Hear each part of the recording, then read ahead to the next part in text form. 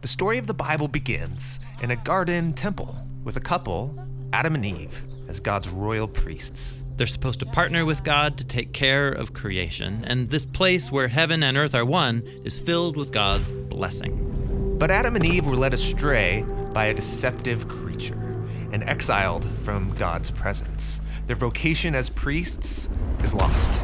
And with that, all humanity descends into violence. But God promises that a new royal priest will come to lead them back into the blessing of Eden by sacrificing himself. So later on, we meet a new couple, Abraham and Sarah.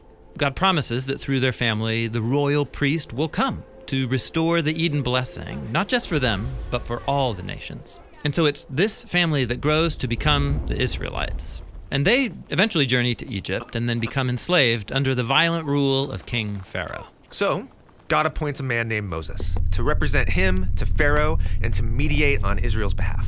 Moses confronts Pharaoh and then leads Israel out of slavery and into the wilderness, where they eventually come to Mount Sinai.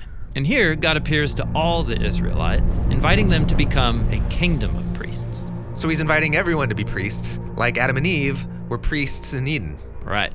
But it turns out the people are afraid of God, and they don't want to come close to God's presence, and so Moses goes alone up to the top of the mountain. And up there, Moses famously gets the 10 Commandments, the first two being, worship Yahweh alone and don't make idol statues. And Moses sees some really amazing things up there. First, he sees God's heavenly temple, and then also a blueprint of it called the pattern. All right, the plans for the construction of the tabernacle. Yeah, it's designed as a symbolic model of Eden, a place where heaven and earth are one.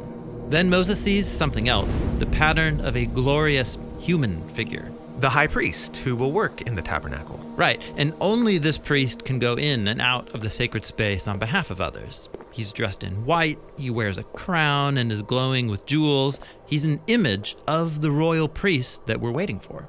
And yet, the man who's called to be Israel's first high priest is the brother of Moses, a man named Aaron. And while Moses is up seeing all of this, down at the foot of the mountain, Aaron is misleading the people by making an idol statue of God. So the soon-to-be high priest is breaking the first of the 10 Commandments. Yes. And so God gets angry, and he tells Moses that he's done with these people. He'll just start over with Moses. But Moses stands before God, and he intercedes for the Israelites. He even offers his own life as a sacrifice for their sins. And while God doesn't take Moses' life, he does forgive the people like Moses asked. And so when Moses comes down from the mountain, he's shining, just like the high priest that he saw in his vision. It's like he's the real priest that his brother was supposed to be, but failed. And from here, the tabernacle is built. And then Aaron's family is installed to the priesthood.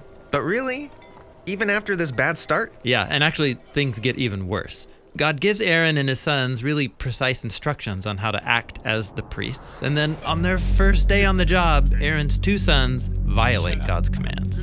And because they're in a place of great privilege and responsibility, God deals severely. They die inside the tabernacle. Things are not looking good for the priesthood of Aaron. Right, both Aaron and his sons have failed in their priestly role. And this begins to make us think maybe God's people need a different kind of priesthood. Maybe one that's more like Moses, who surrendered his very life over to God. Yes, and while Moses is great, he also fails to be fully obedient to God. And so both he and Aaron die outside the land promised to Abraham. So Moses was only an image of the kind of priest that God's people will need. Right, we're still waiting for this ultimate royal priest who will intercede like Moses and offer his life for the failures of others. The Israelites eventually make it into the promised land, and there they appoint a king and establish a kingdom. Perhaps now God's royal priest can arrive. And this brings us to King David, and his story is what we're going to look at next.